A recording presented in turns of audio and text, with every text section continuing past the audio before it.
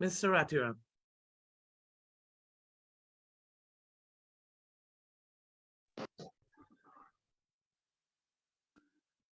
Ladies and gentlemen, good evening and welcome to all of you. First of all, please allow me to introduce myself. I am Kevin Ratiram. I am a member of the board of directors of the Caribbean Women Honors and Empowerment. This evening, we have a very interesting installment of what we call Men, We Are Here For You. Now, of course, our organization is the Caribbean Women Honors and Empowerment, commonly called CWHE.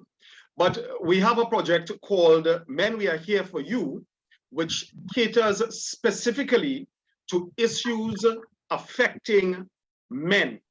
And quarterly or so, about every 3 months, we do a discussion, a panel discussion, pursuant to Men, We Are Here For You. And that's what we are doing today. So today, ladies and gentlemen, as I'm sure you know, we will be discussing a very relevant topic in Trinidad and Tobago. Our topic is young men and gang violence, young men and gang violence. And of course, gang violence and gang activity is a very hot topic in Trinidad and Tobago today. We have a panel this evening, two very prominent gentlemen. But before I introduce our panel and before I inform you of what the rules of this evening's panel discussion are, we have with us a namesake of mine, Pastor Kevin David.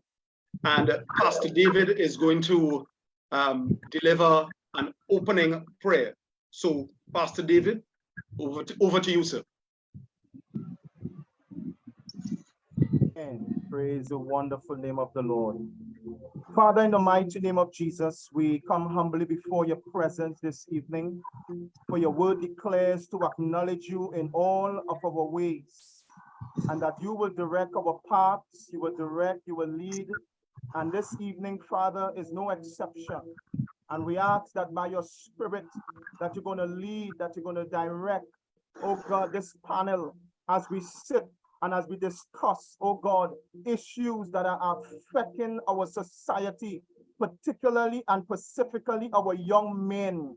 We come before you today as we stand upon your word, which declares that men ought always to pray and not faint. And Lord, we come standing in the gap today, this evening, on behalf of men throughout Trinidad and Tobago, of all walk, of all ethnicity. Lord, none is exempted, oh God, in the mighty name of Jesus. So, Father, we ask this evening that your spirit will breathe upon this panel, as you will give wisdom, as your spirit will lead, oh God, in the mighty name of Jesus. Lord, your word declare also, let no corrupt communication proceed out of our mouths, but that which is good to the edifying, that it may minister grace unto the hearers. And Lord, we declare today that every viewer, every listener, oh God, we declare in the name of Jesus, as the panel discuss, oh God, it will minister grace unto our young men. We declare, oh God, today that their hearts will be receptive to what is to be discussed, oh God. And Lord, we declare that there will be transformation, oh God, in the name of Jesus. Lord, we will begin to see a change in our society, in the way our young men behave, in the way they reciprocate, oh God, in the name of Jesus. Life challenges, oh God, in the mighty name of Jesus. So Father, we ask that you will move from the east to the west, to the north, to the south of Trinidad and Tobago. And Father, we bless you, we honor you, we thank you right now, we give you glory. And Lord, we say, have your divine way in the mighty name of Jesus. And Lord, we say thank you in advance for what you have done, what you are doing, and that which you will continue to do. In Jesus' mighty name, amen and amen and amen. And amen. Thank you so much, Pastor David, for that very passionate and powerful invocation. I don't think we could have started off on a better or a higher note. Ladies and gentlemen, before I proceed, I'd like to acknowledge and welcome the board of directors of CWHE who are with us this evening. First of all, I'd like to welcome the president, Ms. Wendy Lewis. I'd also like to welcome Director Oslin Williams, Director Judy Jones, Director Akola Gray, and Director Marsha Bailey. Welcome, ladies. Great to have you on board with us tonight. So, ladies and gentlemen, we are going to move full speed ahead with our panel discussion this evening. Let me tell you what the rules of engagement are. Very interesting rules of engagement. These are the guidelines by which we will be doing this panel discussion this evening. Now, Men We Are Here For You is deemed to be a safe space for men, a safe space for men. Only men are allowed to ask questions or speak today. Only men are allowed to ask questions or speak today. I know we have a lot of ladies who have joined us, but today, just for today, unfortunately, you have to be mute. All right? So today, our guests or panelists are men. The host, I am a man. And in terms of the questions, the participation that we will be encouraging during the course of the evening, only men are allowed to participate in terms of asking questions or advancing comments. All right? Women are observers only. And of course, last but very important, please be respectful and keep your comments clean. So, ladies and gentlemen, having said that, it gives me great pleasure this evening to introduce my two panelists today. Both of these gentlemen are gentlemen I have had the pleasure of knowing personally for a number of years, so I can actually vouch for their substance, their integrity, their mettle. First of all, I'd start with the more senior of the two gentlemen. Mr. Carlos Carraspi is the Acting Deputy Commissioner of Prisons, Programs and Industries. Mr. Carraspi is an attorney at law as well, qualified attorney at law, and he holds a degree from the University of the West Indies in sociology and economics. Ladies and gentlemen, I've just asked that if you could ensure that your mic is muted so that we won't have any unnecessary disturbance. My other panelist this evening is Corporal Derek Sharbody, police officer. Corporal Sharbody is a recipient of a national award, the Shakonia Public Service Medal of Merit Silver, which was bestowed upon him in 2011. Corporal Sharbody is attached to the Western Division Community Policing, and he is also the manager of the St. James Police Youth Clubs. So, ladies and gentlemen, you realize that these two gentlemen are persons who undoubtedly would have had much experience working directly on the ground with at-risk youth, especially or young men, troubled young men at that. So we think that, or we thought that it was appropriate to have such persons on this panel as we discuss young men and gang violence here in Trinidad and Tobago. So, Mr. Carraspi and Corporal Sharbody, good evening to you, sirs. Good afternoon to you, Mr. Ratiram, and of welcome. Course, your listening and viewing audience. Yes. Corporal Sharbody, welcome, sir. To the Right Honorable Ratiram, well, thank you very much for having me. And to the Assistant Deputy Commissioner, it's an honor having you on the same panel. And I know it would not be nice for me to be in a different environment. I would have asked for you to place me in a special, but I'm honored to have you on the panel. This is an honor, Deputy Commissioner Carraspi. Okay, so ladies and gentlemen, we don't have that much time, it's just an hour, and we want to cover as much ground as we can this evening. Now, I have created a bit of a roadmap in terms of how I'll be guiding the conversation this evening, and there are 5 main points that I want to touch on. So you may want to make a mental note or a written note of it. And later in the discussion, we'll be inviting questions or comments from you. Now, you can inbox us in the Zoom or on the CWHE Facebook page, and the questions, time permitting, will be put to the panelists. Now, these are the main points that I want to touch on, and of course, we'll elaborate on each as we progress this evening. First of all, what causes our young men to join gangs here in TNT? Secondly, are our gang members being rehabilitated?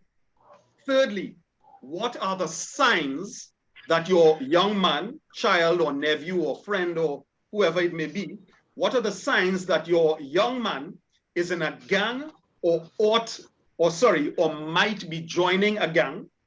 Next, what to do if your young man, your child is in a gang? And lastly, how do we prevent our young men from joining gangs? The preventative aspect of it, prevention is better than cure, as we see.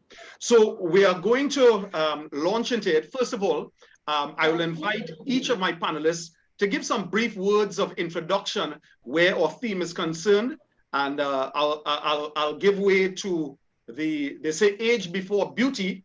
So I will invite the good Deputy Commissioner of Prisons, Mr. Karaspi, to start the bowling. Mr. Karaspi, your opening words on the topic young men and gang violence in TNT. Thank you very much. I hope you will allow me to defer and refer to you as Kevin rather than Mr. Ratiram for the purposes of this afternoon's session. Please do. I certainly want to say that I think it's a week or two ago, there was a national CARICOM symposium on crime and criminality, and looking at it from the issue of mental health considerations. This afternoon, we are here and we are thankful to your NGO, Men, we are here for you, and to look at young men and gang violence in particular. It is always important, I think, that we look at things from a different reference point, because we cannot, as Einstein would have said, do the same thing over and expect a different result. And indeed, he has categorized that as some sort of insanity. The question is that in 2011, the government of Trinidad and Tobago would have done a national child policy. And in that national child policy, identified almost 330,000 persons as being within that age of 30 and under. And the question that we have to ask ourselves, if we assume there's a correlation between young persons and gang activity, the question that we have to ask ourselves is how much of this or how many of these 330,000 young persons are involved in the gangs that we see operating within Trinidad and Tobago. And I dare say, I think, without having the statistics before me, that it is a small group of these 330,000 people that we are speaking about. And I always think that we have to contextualize it, because we tend as a society, in my own mind, in my opinion, to take the exception and to try to make it the rule. So that we have a gang situation that seems to be, or the evidence suggests, and the police will have more statistics than me, of course, that there is a correlation between gang engagement and crime and criminality. But I certainly do not, I will never take the position that this reflects what is the majority in our society. This is a minority consideration, and I just want to put that on the table as we go to speak now, because of course, even though it's a minority consideration, it has had significant negative implications for crime and criminality and general way of life as we have it in Trinidad and Tobago. So that would be my opening statement in the context of this discussion. Very pointed opening statement indeed. Corporal Shabadi, over to you, sir.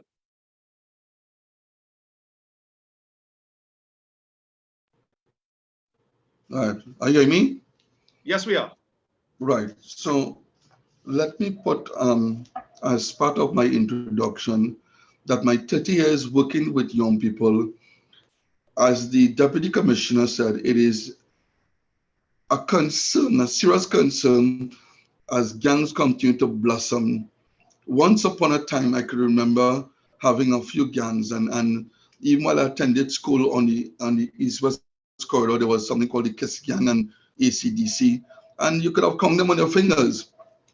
But in 2023, we have to sit back and take some notes and take a stock in terms of the home, and I have a greater appreciation that there's something definitely wrong in terms of the young men and where they are in terms of broken homes, in terms of the school system, in terms of being lost, in terms of a sense of hopelessness, in terms of not having role models, in terms of the father not being around. There are so many factors that would have contributed to why men are turning to gangs. But if I am to give a percentage, I think most of the young people that are under my charge that we try to turn around, the number one factor I hear from young men, because we have a male support group, we have a men as mentors program, and we work with young men who show the appetite for forming gangs. And the number one factor is the question of education, literacy. You know, they feel lost within the education system. There is no sense of finding their way in the system. There is no hope. They're not seeing themselves living after the age of 18. And for that, we need to redefine and remember that probably how we live in a global village now, some things are being packaged and advertised and glamorized. And therefore, young people and young men in particular, because of the lack of strong fathers and strong men within home, you will find them turning. In fact, your team in particular, Mr. Ratiram, talks about men, we are there for you. Let me put it that is what the gangs are saying. The gangs are saying, young men, we are here for you, but in a negative way. And we need to make sure that we reach our young people with a multiplier effect. So in that, I want to close. Thank you. I'm glad that you actually made that last point, because as I begin with my first question, which I intended to pose to you, my first question being, what causes our young men to join gangs in Trinidad and Tobago? I want to read a part of an article that I saw in the Newsday newspaper a few days ago. And the Newsday quoted Mr. Stanley Mahies, a former principal of a primary school in Laventille. And Mr. Mahies had spoken at the recently held crime symposium at the Hyatt. Mr. Mahies said that the school, referring to the school where he formerly was principal in Laventille, the school was surrounded by the bases of 3 rival gangs. And based on data, we on the outside, they're quoting him say, here, we on the outside see things differently. I got a shock when I went in there. The way masculinity is constructed in the gang communities is much different to how we see it. Very often, he said, guns are seen as symbols of power. So violence is a main marker of masculinity. Hear this, the boys aspire to it. The girls subscribe to it and submit to it. This is from a gentleman who worked for many years in what we call an at-risk community. So my first question to you, Constable Shabadi, is this: what does it say about a society when guns are seen as symbols of power and boys, not even men, boys, we're talking teenagers, aspire to owning that gun, and gang leaders are seen as heroes in the community? And I just want to go on a little bit before I throw it back to you. We see from the outside, he said, the gang leader is a criminal terrorist. From the outside, that's how we perceive them. But within the community, he is what you call a hegemony. He is one who the community sees has a right to rule and be obeyed. He said many young men then admire these people. Constable Shabadi, or young men are seeing gangsters and gang leaders as heroes. listen, that principal need to be given an award. It need to be saluted in terms of these findings. These findings are basically, for those who are on the ground, would have to appreciate the fact that there is some serious merit to some of the utterance by the principal. And let me go further in saying that when you listen to the music and you listen to the songs, you listen to, it is well packaged. And it is well packaged in the context of that the youth that is lost, that the youth that does not have a proper foundation, the youth that doesn't have a relationship at home with his dad, doesn't have a relationship at home with his mom, you will find that the gangs will appeal to him. There's a connectivity taking place on the block where the gang leaders make themselves available in terms of providing their basic fundamental needs.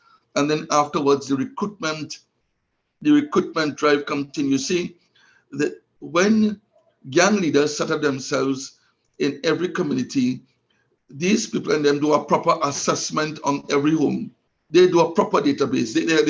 They actually go in terms of homes they're targeting, the young people they're targeting, the recruitment drive, the incentive that some of the gang leaders give young people and them would run to it. And even though you would tell a young man that by the 18 you're dead, he's saying, officer, listen to me. The man is like a father to me. So that the original father, the genuine man who's supposed to be very dear in the life of the youth is no longer there. And therefore he finds his way looking for a next role model. And that is one of the fundamental reasons why young men are seeing gang leaders as role models, as people who supply. You tell me, Kevin, that a young man who is lost in the school system, cannot read, cannot write, by the time 11, 13, he fails SCA, and the community leader is there saying, I have a life for you. Yes. You follow? And because the connectivity is on the ground and there is a relationship established, whether false or whether fictitious, or whether at the end of the demise, young people are bought into it because it is glamorized, it is packaged, and it is well sold as something that they're offering. Thank you very much. Yes, ACP Karaspi, I wanted to come to you. So following on what Corporal Shabadi said, it appears as though the sad reality is that gang leaders are filling the voids of absentee fathers, absentee male role models in the communities and in our society today. So it's almost as though these gang leaders are seeking the opportunity to just swoop down and pounce on these young men who they don't have strong role models, male role models in their lives to set the right example or to discipline them. You are someone who has been in the prison system for decades.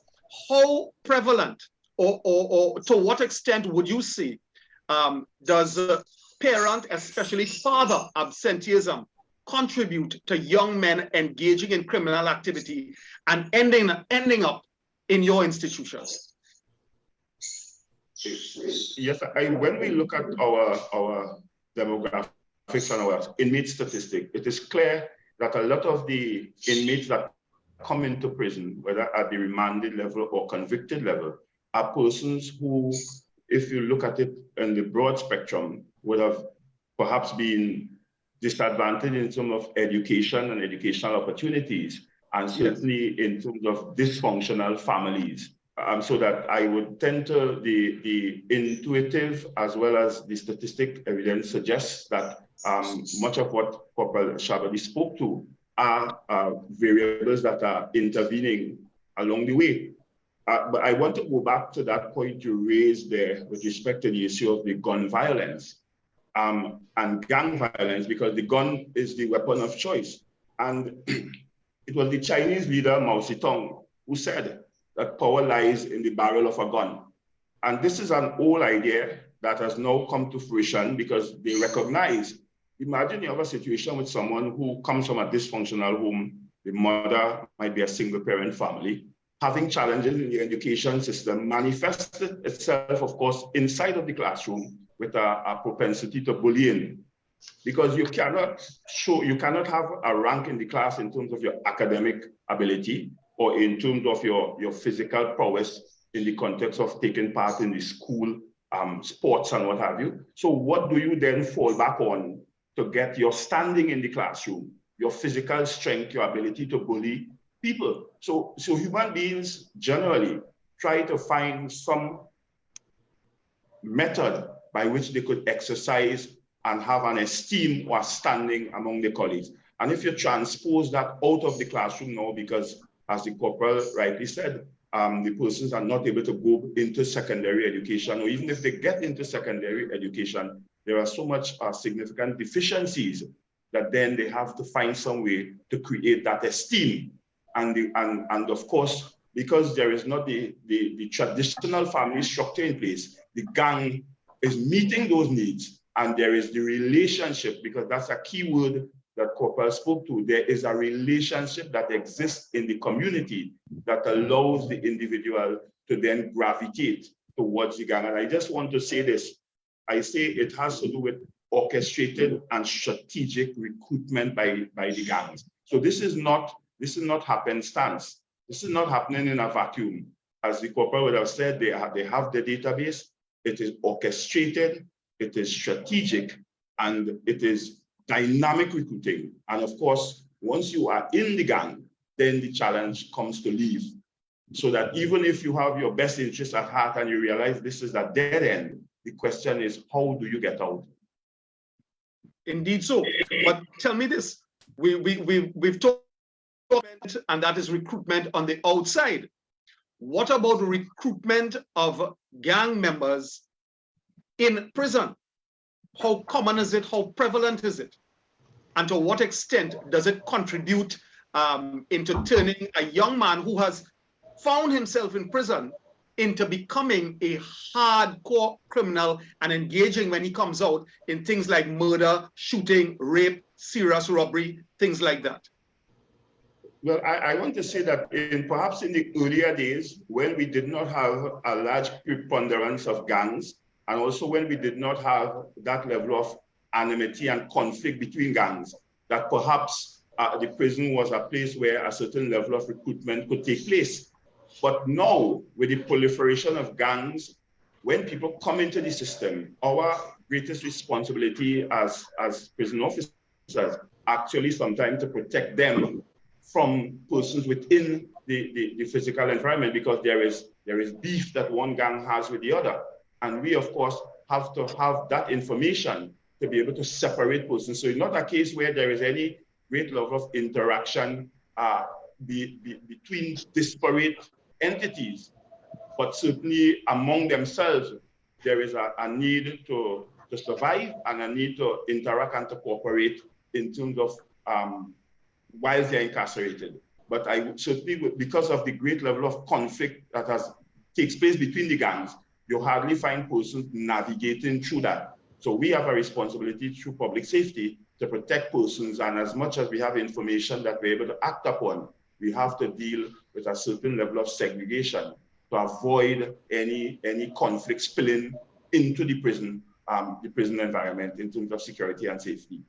All right. So let's stick with the prison environment, and in the context of speaking about prison and so on, there is a word called recidivism. First of all, I'd like you to explain to our audience what is this thing called recidivism, and tell us, if you can, how prevalent it is in Trinidad and Tobago specifically, recidivism. Recidivism refers to, it's a scientific measure of the rate at which a person who was already incarcerated returns to prison.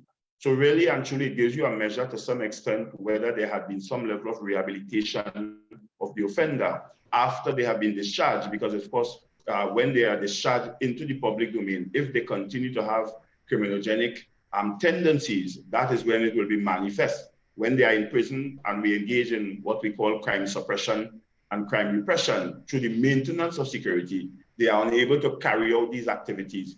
However, suppressing somebody from doing what it is their criminogenic factor to do is not the same as rehabilitating them. We are simply suppressing that behavior for the time being until they are able to engage in the activities that they want to engage in. In terms of the recidivist rate, I think Professor Deosaran would have done a longitudinal study in the 90s through the University of the West Indies, and he would have arrived at a figure, I think, somewhere around 66%. Since then, there has been, I think, the previous inspector of prison, Mr. Daniel Khan, in a report that he did, he more or less concurred with that figure and put it at around 60 to 66%. The question of recidivism is not straightforward as people would want to think, because the question then becomes, at what point in time do we consider a person returning to prison? Do we consider someone who has committed a crime, was convicted of that crime, goes out into society, commits another offense, arrested and charged by the police, returns to prison, and is convicted again? Is that person a recidivist, as opposed to the person who was convicted previously, went out and committed a crime and was remanded? So he's innocent until proven guilty, he is in remanded prison. Are we considering that person as our measurement of recidivism? So it's not as straightforward as sometimes it looks, but the question of how we define it will have repercussions for what figure we arrive at. The legal definition. Yes, please. But as we're talking about that, this of course touches and concerns the second issue I touch upon, which is our gang members being rehabilitated. So that if we have, you mentioned a figure of 66% recidivism rate, how successful is our prison system in Trinidad and Tobago in terms of training, educating? And when I say educating, I don't just refer to academic, I refer to vocational as well. Training and educating prisoners when they get into the prisons. Because if they are coming out and then coming back in at a high rate, does that reflect on the success rate in terms of training them for meaningful employment when they are released? Yes, certainly the recidivism rate really would be the key performance indicator that you want to look at to determine whether your rehabilitative programming is working. But I want to say it is not simply that, because you can have a rehabilitated offender who has to be reintegrated into the society. And even though the criminogenic risk have been reduced through rehabilitative programming for that offender, if when he or she returns to society, that 3 to 6 months period upon discharge, we are not able to support them to successfully reintegrate, these persons could return to a life of crime. So I'm speaking here in circumstances where someone may not have a job, may not have a place of abode. They may be someone who has a drug problem and need continuous counseling. In the key point of discharge, that 3 to 6 months, we need to assist them in terms of successful reintegration, to allow them the opportunity so that so that they can swim, if I could make that comparison. So from that point of view, I just wanted to say that it's not just the question of rehabilitation, but it's a two-pronged. It's rehabilitation while they're inside and successful reintegration to return to the community and not returning to a life of crime. In my capacity as Deputy Commissioner of Prisons, Programs and Industry, that is, I am the Commissioner's right-hand man insofar as programming is concerned. And of course, it takes significant resources, because you are speaking about at the level of someone who has, when we talk about criminogenic risk, fancy term to say what caused the person to commit crime in the first place. So the first thing that we have to do is assess that individual through an assessment tool. We have in our jurisdiction the LSCMI, level of service and case management inventory, which looks at all the factors concerning the individual offender to make a determination of what is their criminogenic risk. Having arrived at that position, then you can seek to roll out rehabilitative programming, which sometimes may be moral cognitive, which is the idea of at the level of the thinking and at behavior. Sometimes it might be someone who has an educational deficiency, as Corporal Shabodi spoke to. Then we have to engage in, if it is adult literacy, we have ALTA that do programs within the prison. If it is secondary level, they are able to do CSEC subjects. If it is at the level of 11 plus, we do remedial reading, remedial math. All of these things are taking place. And then, of course, if it's technical, vocational, if it's in terms of a skill set, then we have to expose the offender to the technical vocational areas, tiling, plumbing, electrical, wiring, and all of these areas. And when that person is, the correction plan or sentence plan is completed, then the critical question is, if the person is doing all that, what is going to motivate the offender to take part in those programs? That's the critical question. And that's where we come to the imperative need for a post-conditional parole system. Because if the parole system says to the offender, if you are able to reduce your risk sufficiently, we can send you out in the community to continue your sentence in the community, not in the institution. Understood. All right, a lot of information there. Okay, so I want to go back to Corporal Shabadi, and Corporal Shabadi, of course, is the manager of the St. James Police Youth Club, and he has been working with that youth club for many years. So I want to get some practical advice from the corporal now. And Corporal Shabadi, you have a son, you have a nephew, you have a student, you have a neighbor. What are the signs that your young man is in a gang or might be joining a gang? You're a man on the ground, so you are aptly qualified to answer that. Give us the practical advice, please. Well, I would like to appeal to parents that the first police officer in a child's life is a parent, and therefore it is absolutely imperative that you police your children. Knowing what you're seeing on TV, knowing what's going on in the community, you need to be more vigilant and you need to become accurate what's going on. And simple things that you could look at, your son probably changed his name from Michael Smith to Big Dog, Small Dog, Scarface, Rude Boy. He has an alias name now. You check the hours he's coming home. You realize that he has new friends. Sometimes all 2, 3 o'clock, you're inquiring his whereabouts. You cannot. You're hearing sometimes members of your residence saying, Mrs. John, your son, like me with so and so, you should not bury it in his sand. You do some inquiry. And other factors as it pertains to, sometimes you check the room, you realize that there's something definitely wrong. He's no longer communicating. He's more isolated. He's more introvert. He's locking his door. You've seen him. Probably when he comes to the home, you're getting a sense of marijuana smell. You realize his aura has changed. His dress code has changed. The way he walks, the way he speaks to you is no longer mommy. Is just so you're jumping me, mommy. I'm not telling you. You hear his whole body language, his whole kinetics, everything. His whole persona has changed, and therefore you have to take into consideration that somebody else is impacting on your son. So therefore, the relationship that you would have, you would realize that it has changed somehow. If you don't have a relationship with your son, then you're in problems because you would not realize that there are changes taking place, and therefore children are now in the driver's seat in terms of the global village, in terms of the media, in terms of all that is taking place with the social media. I have a 14-year-old son, and I have to ask him ever so often to assist me with my phone. I said, listen, I don't know what's going on with my phone.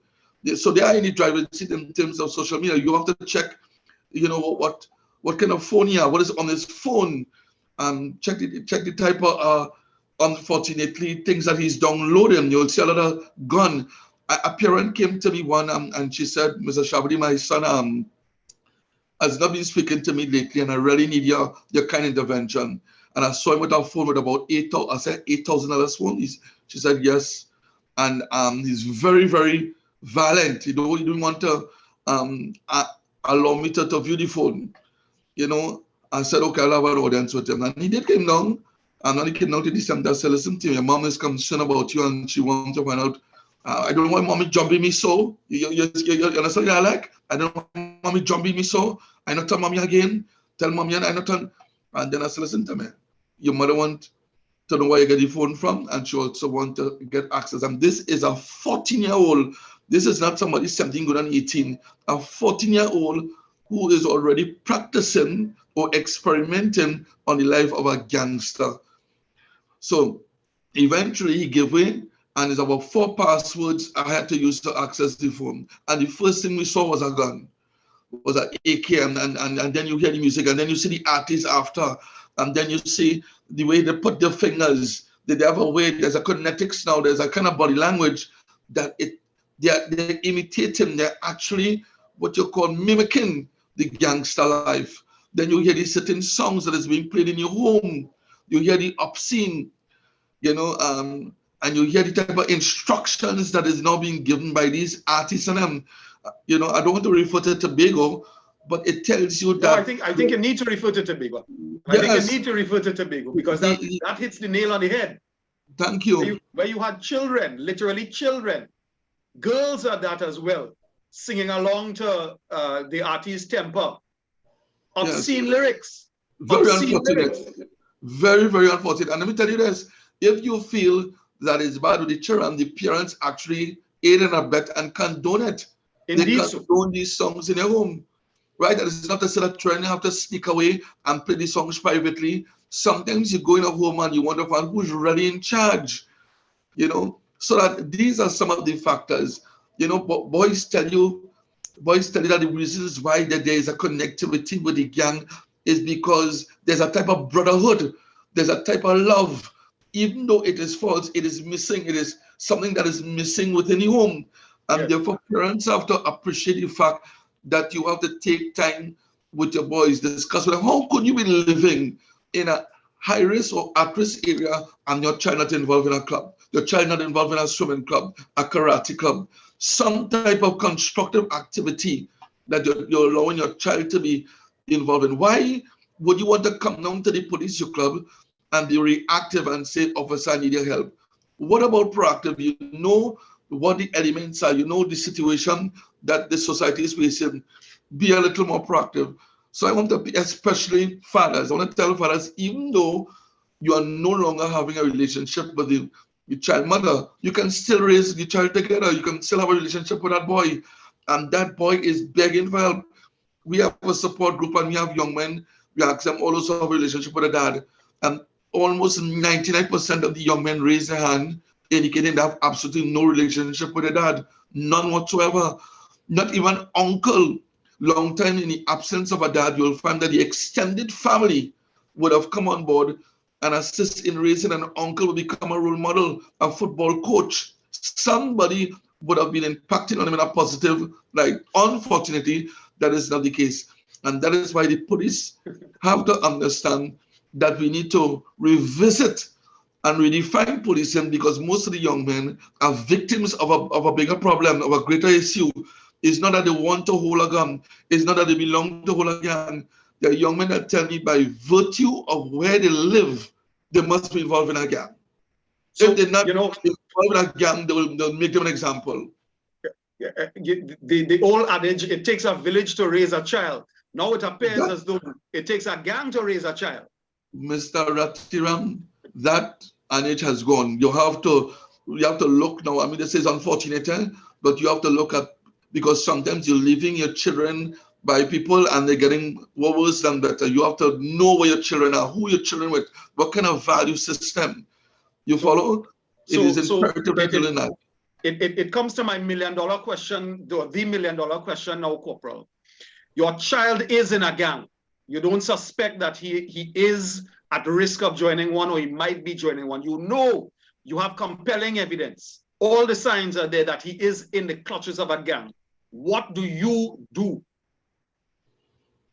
When I say you, the parent, a teacher, an aunt, the grandmother, whoever has physical custody of the child, what do you do? The first thing I would instruct a parent to do is to inform the child that I know that you're involved in a gang. Okay. But no, you're not going to have an argument with him. Yes. Therefore, the environment and the atmosphere that you set is imperative. You want to have a conversation. You want to catch him where you'll be able, because if you're raising your voice and voice is raised, it would not be helpful. So you say, listen, I want to have a talk with you. This is my son, I love you. I care for you. I brought him to this world. I know that there's a purpose for you. God did not bring you into this world to be no gang. He did not bring you into this world to be holding no gun. He brought you into this world because you are talented, you are gifted, and he has a purpose for you. You see, when you change the discussion and you plant a positive seed, it embraces and engages young man more. You in a gang? That's what you have to do? That then brings what you call a kind of jostle, a kind of argumentative. It creates an environment where you no longer wish to listen. She locks you off, and therefore it slams you down. So parents have to be very innovative, and therefore that type of tool that requires you speaking to your son, you have to make sure and let him know that there's a greater purpose for him.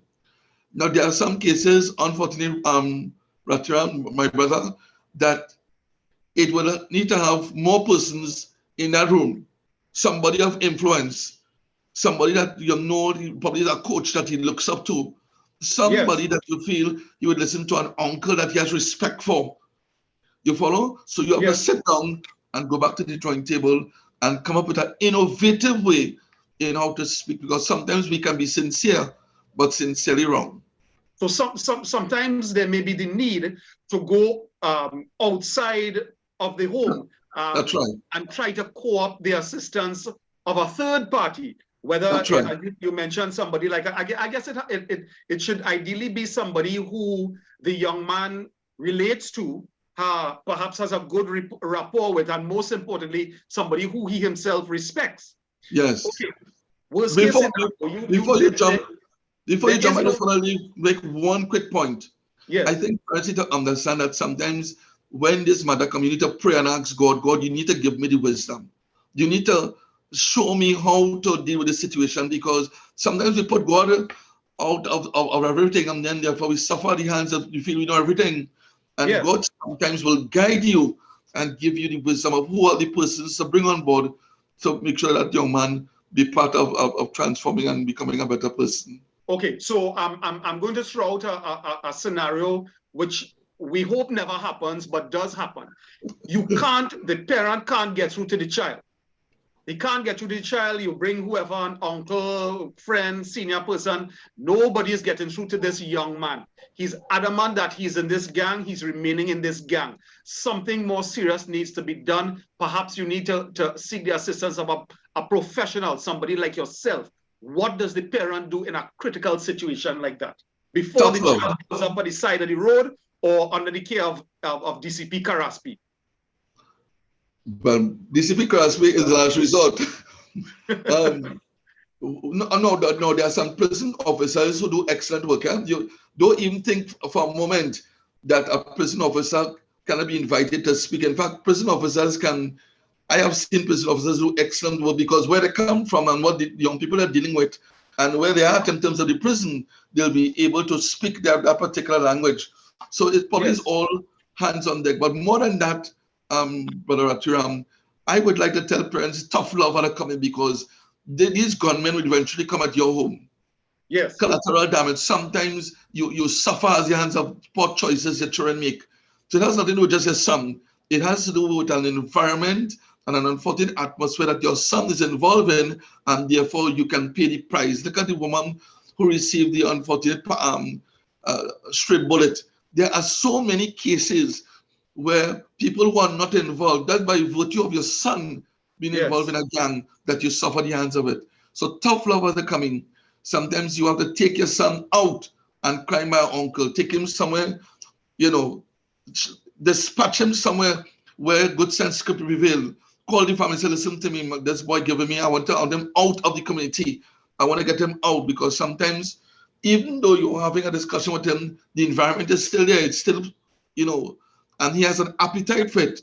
So if you remove him out of the environment and you create a new environment for him, it will do justice. I take almost 120 young people to Tobago, and some of the young men who have the appetite for gangs, they are grateful sometimes. They say, sir, I have never came to Tobago before. I have never seen. I can remember some young men from some part of the country was working with some cutlass, and some of the young men from the U Club running back into the center and say, sir, look, some young men have some cutlass. So I call the young men with the cutlass, and I say, explain to the young men here who are from Trinidad, why all have a cutlass? They say, well, they're going and catch crab. So it shows you that a cutlass in Tobago, you follow? They saw it as violence. Not only to realize that the young man was just going, I said, could you take young fellas from the police club and show them how? They say, officer, no problem. So they redefine them, they understand the value. I'm not only seeing the cutlass as a weapon that we're able to do injury and damage. And that's what our children are growing up in toxic environment. And Brother Ratiram, I'm going to tell you something. There are more delinquent parents than children. If you feel that the battles with young people, I'm glad you're saying it, Corporal. I'm glad you're calling a spade a spade. Yes, if you feel the battles with young people is with delinquent parents, there are homes where children are learning how to put ammunition in magazine, how to take apart a firearm. It's a normal day. 4 and 5 year old on Instagram with thick gold chain, already knowing the life. Even at the point of when these gunmen get bullet down, they have big funerals, nice funeral, and they tell you when you saw you dying, you saw a soul let us die. Yes. That is the propaganda. That is the brainwash. And that's why we need to re-educate, and we need to make sure at a pace. I think we are too slow, we are too tardy. We need a multiply effect in order to address our gangs. We are losing our young people, as we speak. And therefore, it is your program and the Deputy Commissioner to really send a message to the youth that God has given you a life. Your life has value. It has a sense of worth. And therefore, you can see yourself as a soldier, a police officer, as the next attorney at law, the next mechanic. Let them see that God made them with a purpose. Microwave have a purpose. The fridge has a purpose. God will bring people in this life without a purpose. And once you give them that sense of awe, they'll be able to say, officer, I thank you very much. I'm indeed grateful. And you have tapped into that area that can blossom and to go into something beautiful. I don't think it could have been better said, Corporal. So, ladies and gentlemen, you are viewing another installment of Men We Are Here For You. We are the NGO Caribbean Women Honors and Empowerment, CWHE. And this evening, we are chatting with Acting Deputy Commissioner of Prisons, Carlos Carraspi, and Police Officer Corporal Derek Shabadi. And our theme this evening is young men and gang violence. Now, of course, this panel discussion was scheduled to last an hour, up to 7 p.m. However, the conversation is just too interesting, too thought-provoking, too meaningful. I have 2 stars on my panel, and I've gotten the green light from our esteemed president, Miss Wendy Lewis, to go to 7:30 p.m. So we're going to go a little beyond 7. We're going to go to 7:30, and there are just people who I wanted to recognize. Okay, Miss Martin, kindly mute your mic, please. I wanted to take the opportunity to welcome, no stranger to the national community, Superintendent Claire Guy Allen, head of the Special Victims Unit with responsibility for child protection, gender-based violence, and sexual offenses unit. Former CWHE honoree, Dr. Agatha Carrington. I think she may be a national awardee. I'm not sure. I think so, but Dr. Carrington, welcome to you. And I'd also like to welcome Bishop Leonard Wilson. Just to remind you, ladies and gentlemen, we will be taking some of your questions, time permitting. I know that a lot of you have sent in questions already. We've got over 10, and a little later, President Wendy will be reading some of the questions. So before we go to the questions, I want to come back to DCP Carraspi. Mr. Carraspi, prevention is better than cure. And, we know the saying, you're closing the gate after the horse has bolted.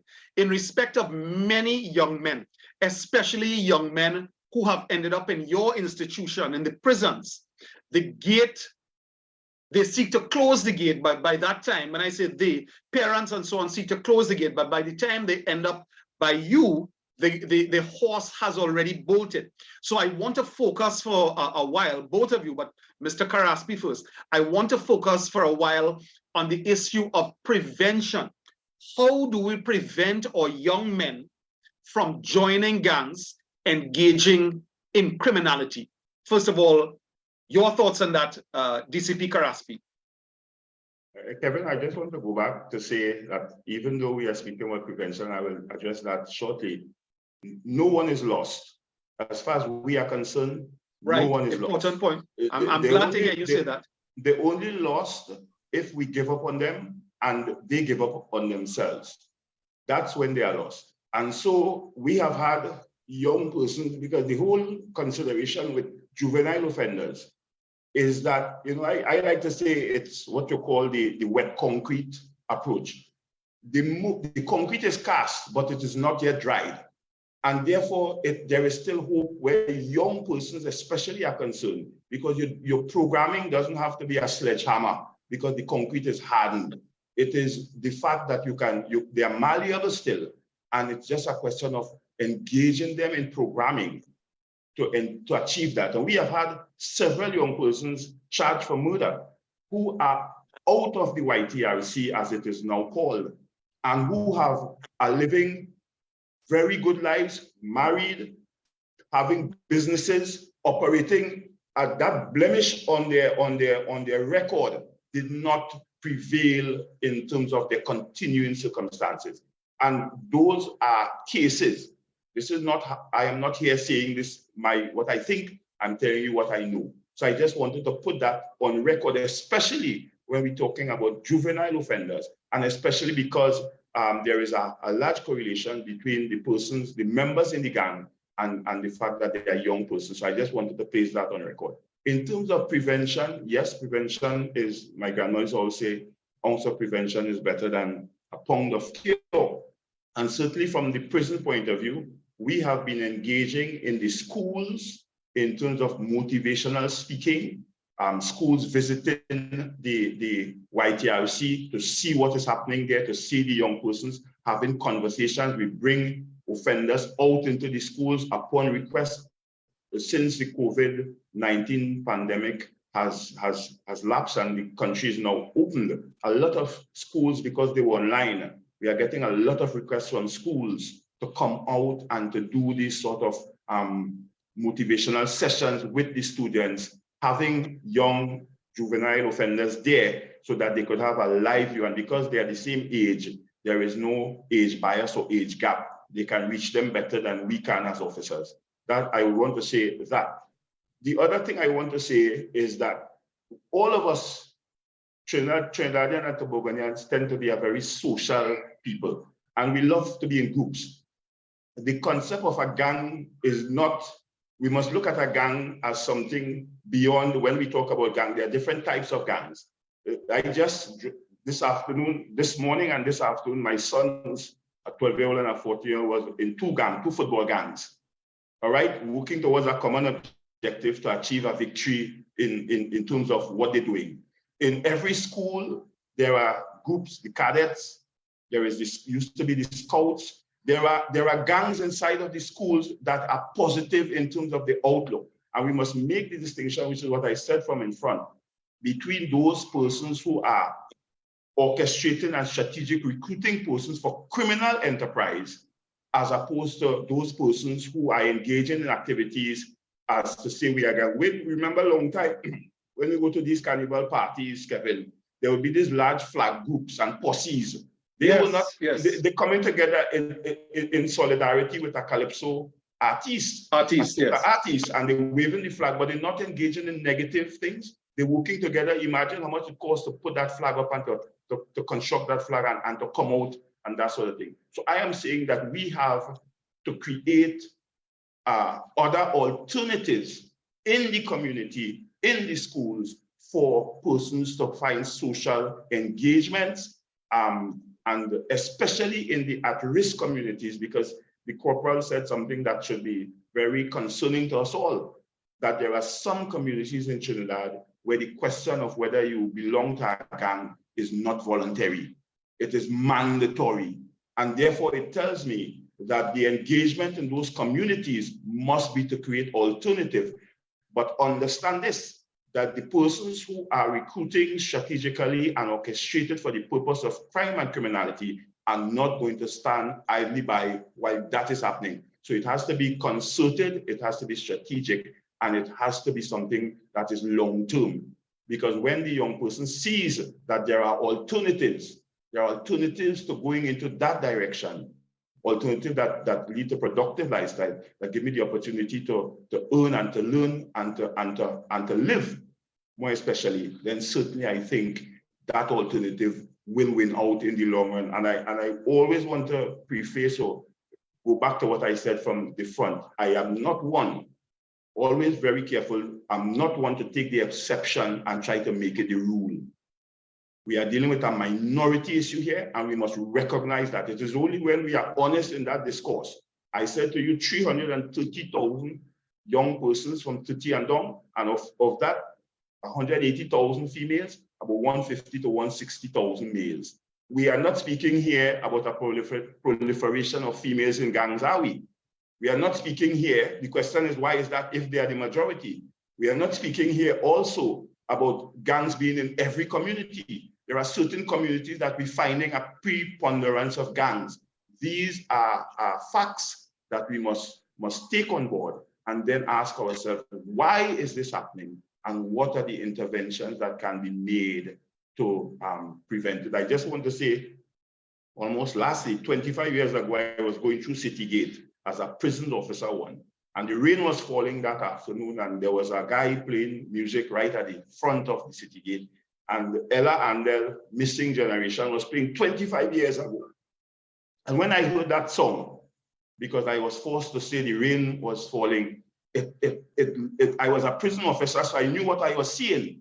And the song awoke a concern in me. And what we're seeing now, there's a line in the song that says, there's a missing generation out there. And if we do not find them, they will surely find us one day. And I dare say we have to recognize that our Calypsonians, our griots, they speak to us about what is happening in a way that we could never speak for ourselves. She was telling us that all these years have won many others. And the question is, are we going to take responsibility? And I'm not one to say parents, because we recognize that there are challenges with parenting. So the question is, how do we bring the parent up? Because there are many people who know how to parent. Again, the parents who have problems, the dysfunctional parents, is not the majority.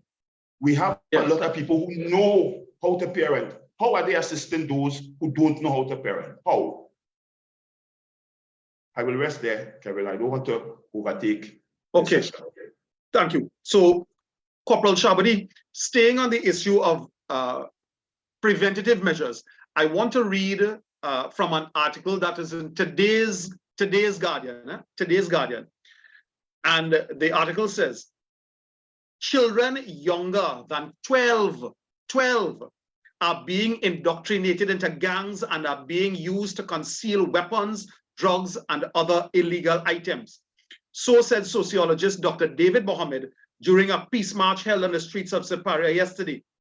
Mohammed, who has worked with youth from Silots, Morval, Lavantil, and the East-West Corridor, noted that children are joining gangs because they needed to feel a sense of belonging.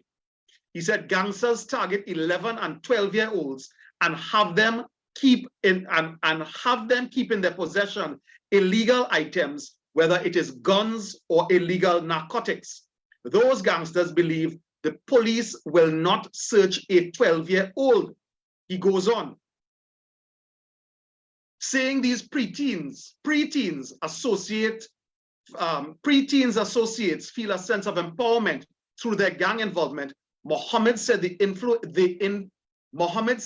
then influenced their peers to become involved.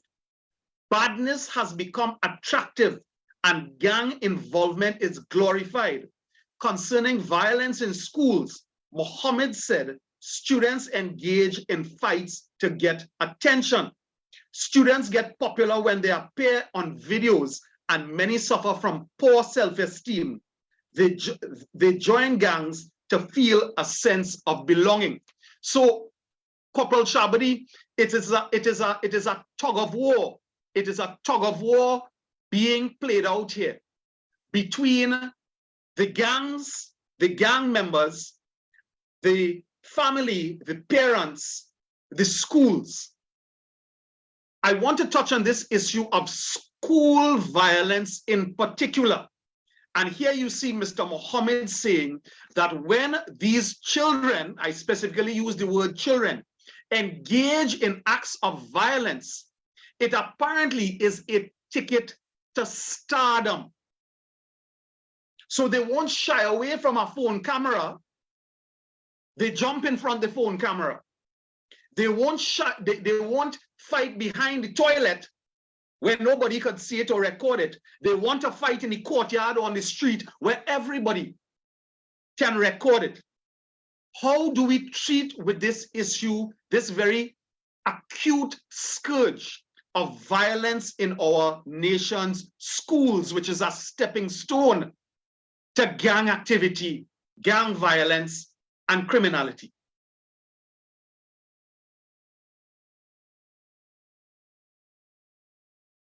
I think you may be muted, Corporal.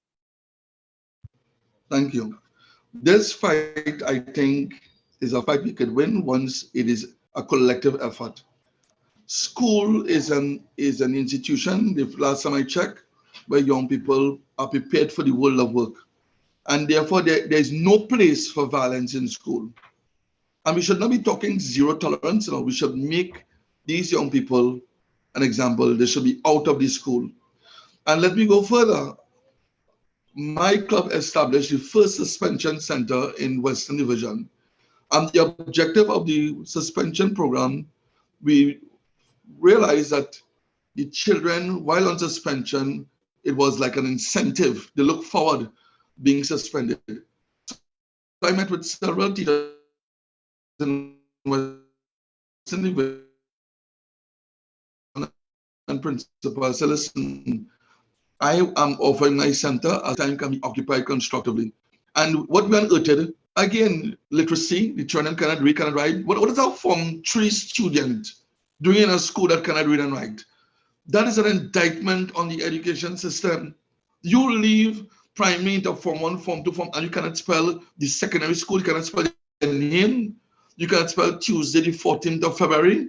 It's an indictment.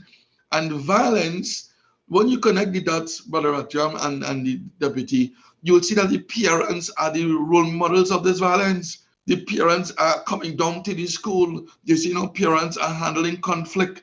So the parents are no role model. So the young people are already emulating or imitating or looking at how the adults are settling the scores and the children are settling the scores so too. So you look at the community, you look within the home, and then you have an appreciation why the schools are so violent. Some children need a map. I want you to understand that you're sitting in a classroom, Brother Ratiram, and the teacher is teaching maths and you're none the wiser. What would you do? You'll be disruptive. Some of these children, parents are gangs. And because the parents are gangs, they're living up to the parents' name because they were told, like nobody last year. I have found out recently that there's a big thing in social media about likes. Young people will do anything for 1,000 likes, for 1,500 likes. So why are you going to do that? They say so much likes I get, even at the detriment or at the cost of this thing about likes. And as you indicated, they are willing to act it out. When you put a phone in front of them, you see how they flare up more. They become more. You can see that there's a lot of acting taking place. And in order to address that, my brother, is you have to promote a culture of peace. You have to teach young people about anger management, conflict resolution. You have to have incentives when young people are parting fight. I have sometimes some unfortunate.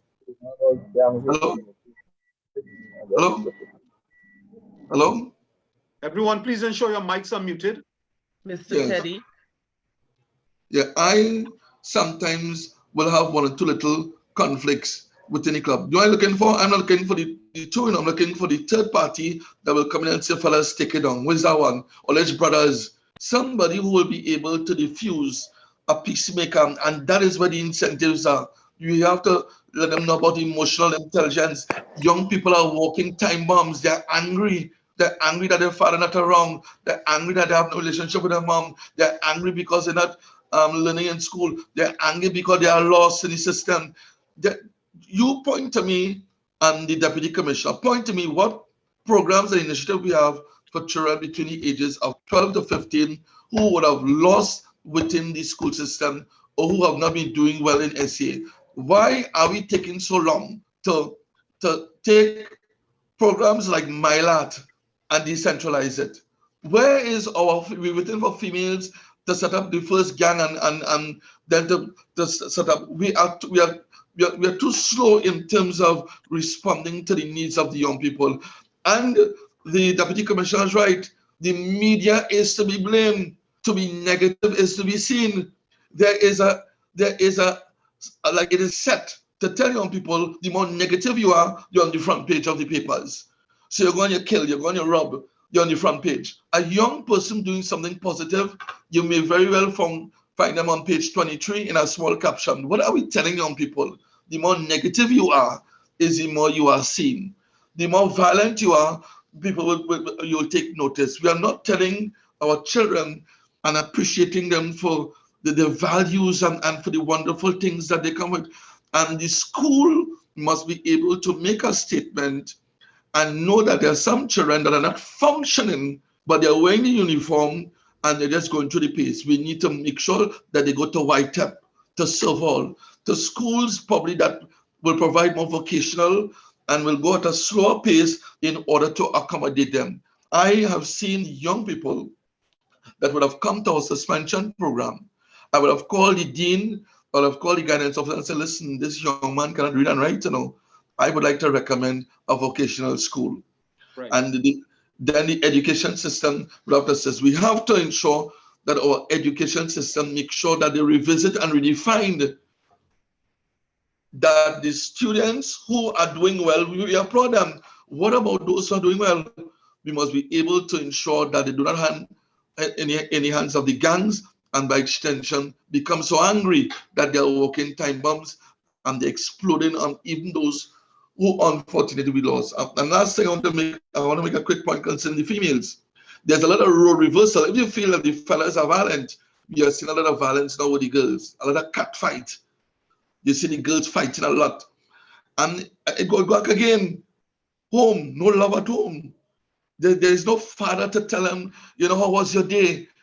It's like I have young men, by the time they reach 17, that are going to look for work. I say, how come not seeing you in camp? What's going on? How come you have so much potential? He says, sir, I'm going to look for a little work, boy. And I have to sometimes go within the area of the space I live and ask for a little apprentice where a young man can go and do mechanic. And we need to embrace everybody to ensure that God has blessed our young people with 8 fingers and 2 thumbs. And the purpose of that is to be creative. We have an agriculture program and mentorship program where young people are learning to use agriculture. But guess what? We also introduce it as a business. The young men they never see themselves planting. And every Thursday, they say, so we can sell it longer. So you have to tap into the appetite. We have to be innovative and we need the funding. I want to say it again. We need the funding. Okay, Corporal, we actually have a video of that project you're talking about, a hydroponics project, and I'm gonna ask that it be showed a little later. So, ladies and gentlemen, we are discussing as part of our Men We Are Here For You series. We are discussing young men and gang violence here in Trinidad and Tobago. We just have about 15 minutes left, and I want to welcome President Wendy Lewis, the president of CWHE. Wendy has been keeping track of the many questions that have been coming in. So I'm going to invite Wendy, the sole lady who is permitted to speak this evening. And she very eloquently, I'm sure, will relay some of the questions. I don't know if we'll have time to deal with all, but at least some of the questions that you, our viewing audience, have posed this evening. And let me just say a number of comments are popping up all the time, and we appreciate these comments. I couldn't help but take note of that last comment, I think, where the comment was that we have a lot of 30-year-old grandmas and grandpas. It may sound funny, but it's a sad reality. So thanks for the comments. And let me welcome President Wendy, who will give us some of the questions that have been submitted for the panelists. President Wendy. Good evening, Mr. Ratiram, Corporal Shabadi, and Deputy Commissioner Karaspi. Welcome to everyone on the discussion. The first question is to Deputy Commissioner of Prisons. It came from the Facebook Live from Carlos. The judicial system plays a key role. Young men are frustrated when in remand for such a lengthy period. The gang leaders protect and feed their families whilst they are incarcerated. Therefore, when they are released, it is a sense of obligation that allows these young men to feel that they are obligated to become gang members. How can we kill the outside communication in the prison system? Everyone has a cell phone.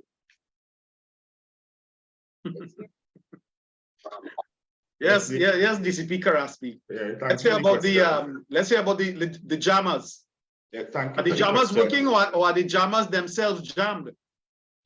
Thank you for the question. I like to say that the concept of a prison, if we go back to the early days of prison, the Pennsylvania model, the silent prison models, the whole issue of separation and ensuring that people would not be able to communicate with each other, it goes to the heart of this concept of prisons in the first instance. And I always make the point that the advent of the cell phone has revolutionized and brought great changes to this dynamic of prison. Because of course, the role of the prison as an arm of that criminal justice system is to protect society. And when we talk about maintenance of security in terms of crime suppression and crime repression, preventing people from doing what they would incline to do while they are in the institution, then it means, therefore, that the proliferation of cell phones in the internal environment is a significant danger, because it compromises the prison service ability to protect the society while the offender is there, if they have access to a cell phone, able to use the cell phone to bring harm and hurt to the public. Of course, as an organization, we have perimeter security that we engage in terms of searching of officers when they're coming in and other security arrangements. We also have searching of inmates at irregular intervals across all prisons to try to find or unearth instances when cell phones are available.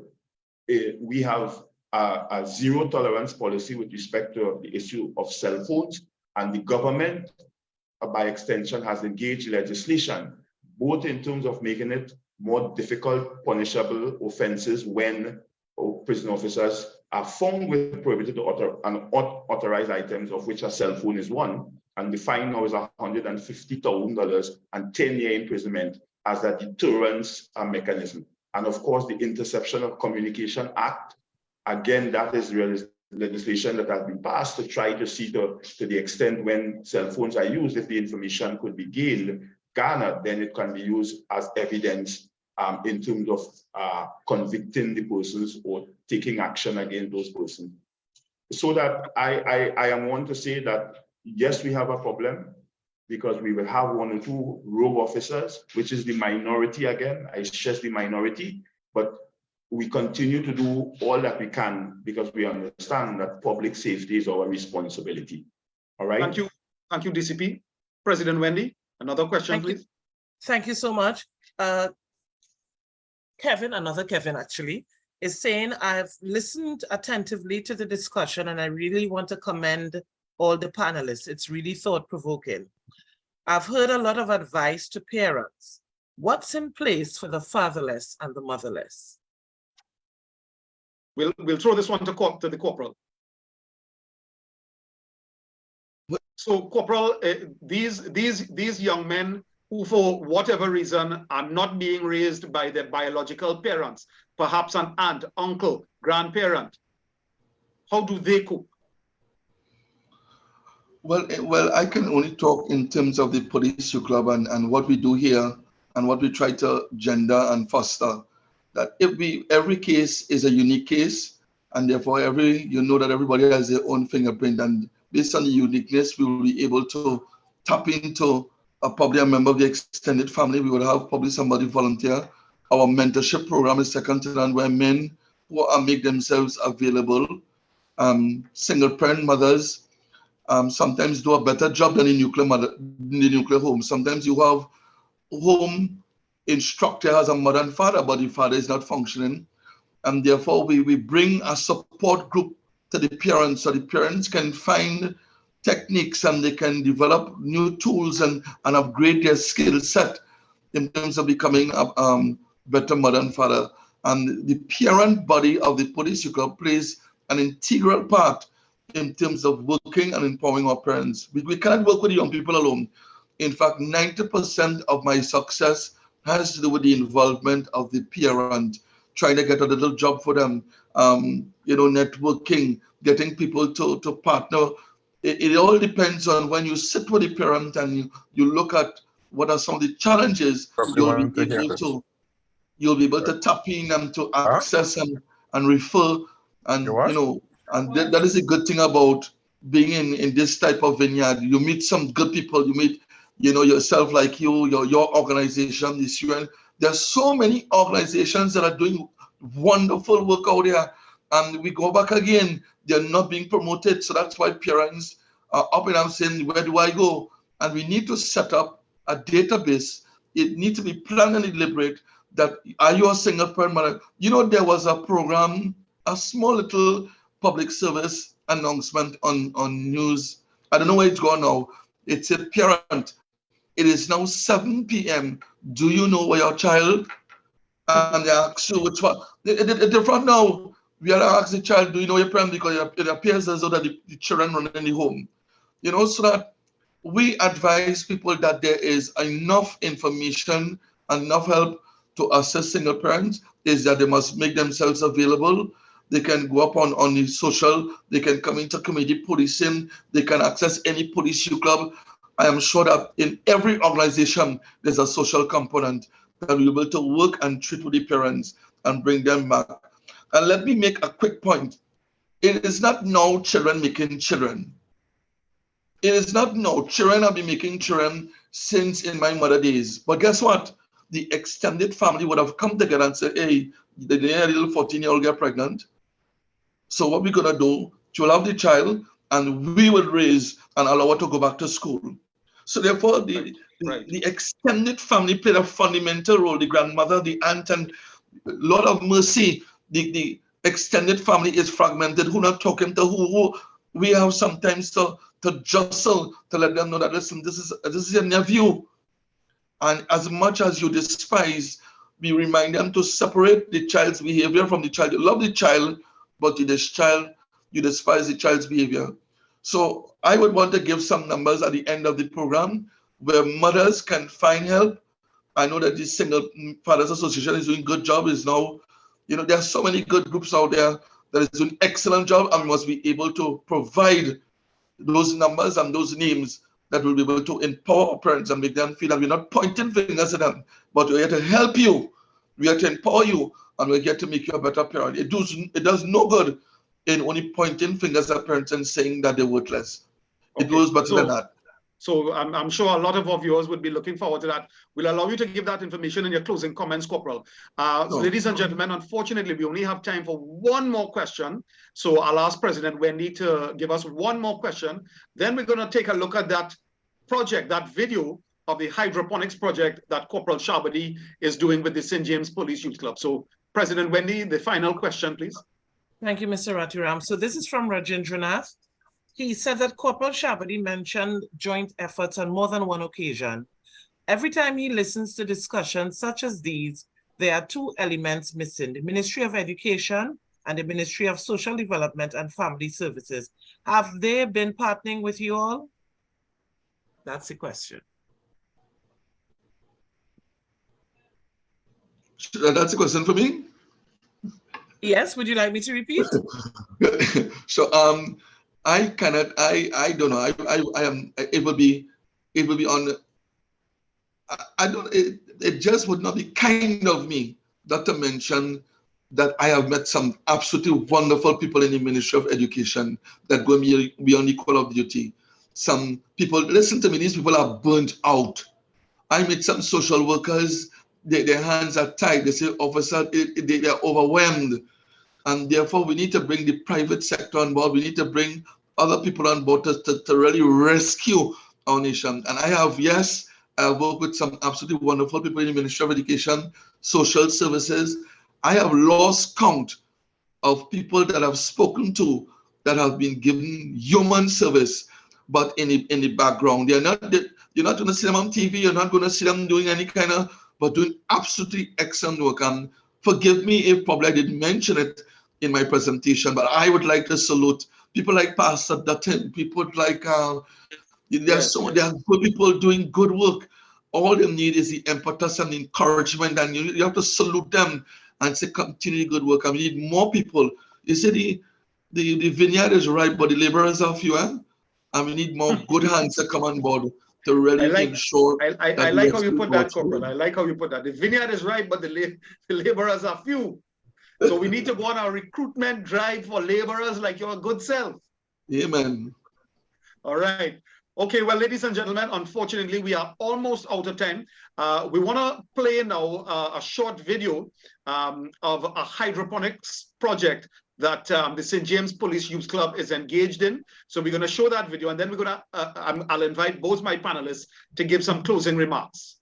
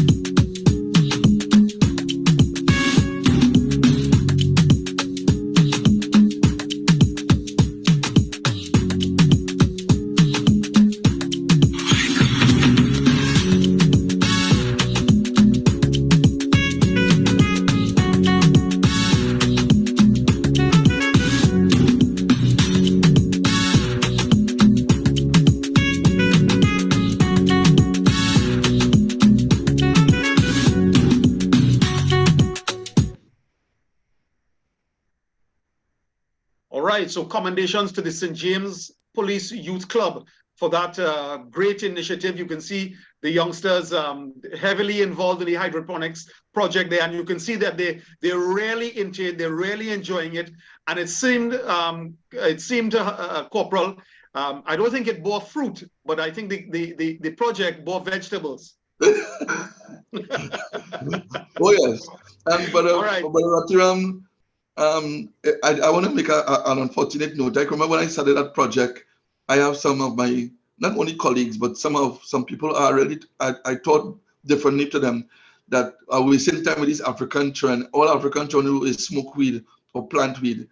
I have over 40 to 50 young men every Thursday going to CDA to do wonderful work. And it is sad when people label children, calling children at risk. I don't call children at risk anymore. I call them at promise. That's what God called me to do, to tap into the potential and their gift and let them know that they are beautiful inside and outside. I have no time to talk at risk. You only become at risk by your thinking, by your behavior, but God has a greater plan for our youth. And if we can remind them about that, I think we'll do justice. And not just St. James Youth Club, I want to salute all those who are doing excellent work with the young people. And I just want to let them know that the more that we do it in a collective way, we will see saving one community and one child at a time. Thank you so much, Corporal. Thank you so very much.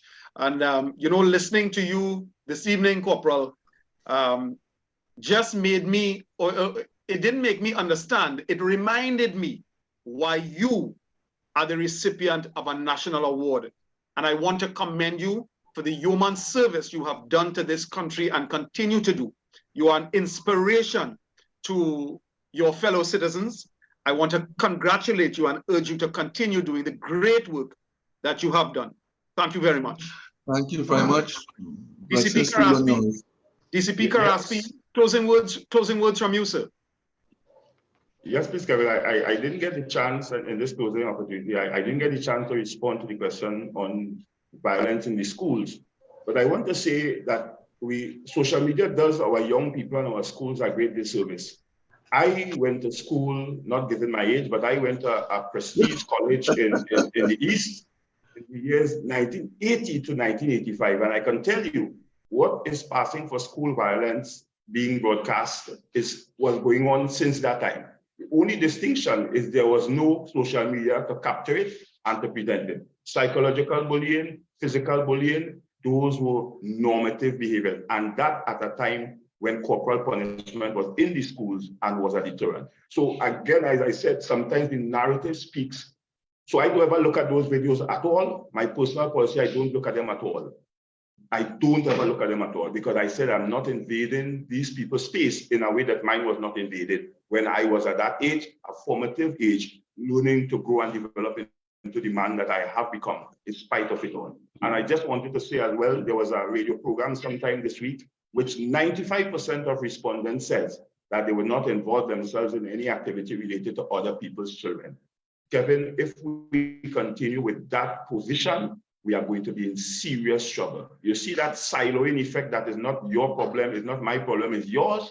The missing generations are going to find us. And I want to end by again echoing your sentiments to Corporal Shabodi. I mean, what is in our rank, the national award is well fitting, and to urge him with Almighty God's blessing and strength to continue that work because it is children at promise and not at risk. And I appreciate that. And to thank you and CWHE for giving this platform to have the narrative that we had this afternoon. I hope that the persons who were listening would re-engage and re-energize themselves to go to corporal, right to the Commissioner of Prisons. You can make a contribution. We have too many persons in this country who are retired, professional, qualified, have experience, and most of them, the families have left and they're there, and we have not found a way to engage their resources in a manner that they do not feel afraid, but in a manner that they could teach people how to do certain things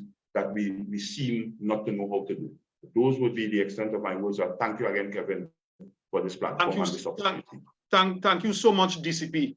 And listening to you this evening, DCP, and knowing you as I do, I would say that whilst Corporal Shabodi received a national award, I look forward to you one day receiving a similar award, because your passion this evening, the information that you have dispensed is invaluable.